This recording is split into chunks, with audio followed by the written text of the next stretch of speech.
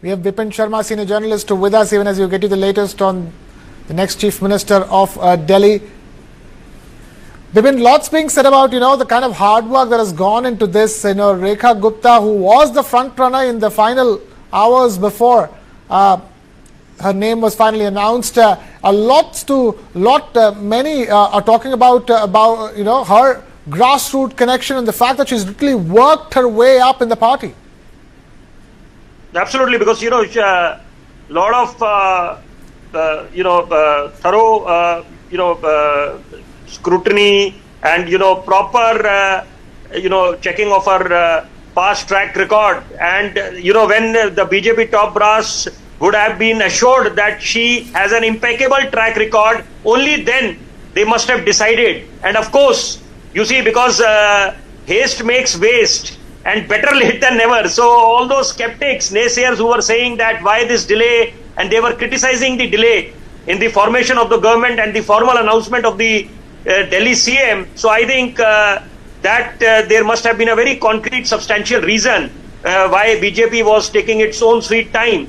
And also one very important thing, because we are discussing so many important aspects today here in this discussion. So Ramesh Biduri also must have been one very strong factor which would have led the top brass of BJP to decide that it is time that BJP goes for a woman CM, so that the Delhi voters get a clear-cut message that the BJP means business and it is dedicated, committed to the cause of women empowerment, and it will not tolerate any derogatory remarks against women.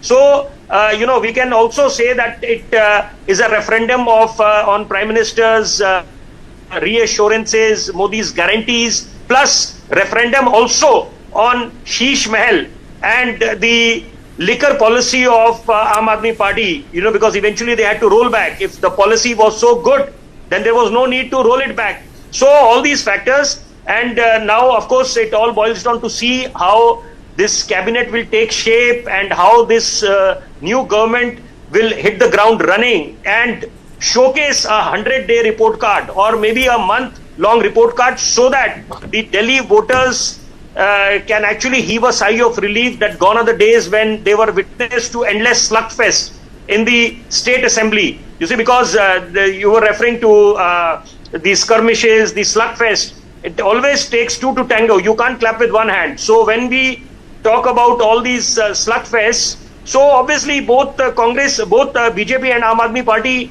are to be blamed, for what especially happened between 2020 to 2025, and the scenes which were witnessed in MCD were also quite unprecedented, following the corporation elections. So I think that should be a chapter of the past, and now the focus should be on development and to translate all those promises into the action mode, because Delhi voters have huge expectations, and the mandate is also quite decisive. I would call it a thumping majority, you see, because if you compare it with 2013 verdict, so that time the Aam Aadmi Party had to garner support from Congress to form the government. So now here it is a clear-cut mandate. So now I think the mood is also quite upbeat, euphoria in the air. So now all eyes on how this team will perform. And, it would not be an overstatement to say that this is actually a dream team, dream team, when I say it's the MLAs who have won from their respective constituencies. So it seems that they are all resolute in their grit to actually deliver and to fulfill the expectations of the voters.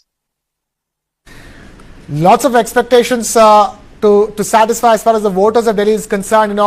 Within the highest number of percentage of middle class voters, in Delhi, 67% of the voters nearly are middle class voters in Delhi. Clearly, they've wanted a change. That's the reason why you see, BJP getting the chief minister in Delhi after nearly 3 decades. But again, now all that's left to be seen is that portfolio. Who gets what portfolio? Eyes are on the portfolios, and also on who gets chosen as the minister in the new cabinet, because there is quite likelihood that BJP would leave no stone unturned in balancing the caste equation, because that is also of paramount importance, and also the fact that Bihar elections are not far off, so they have to keep that also into consideration. And a Sikh face, Manjinder Singh Sirsa, quite likely to get some important role, and then Parvez Verma. I mean, if reports are to be believed, or if there is the speculation is right that he'll be the deputy CM, then Vijender Gupta, old timer, Mohan Singh Bisht, OP, this Ajay Mahavar.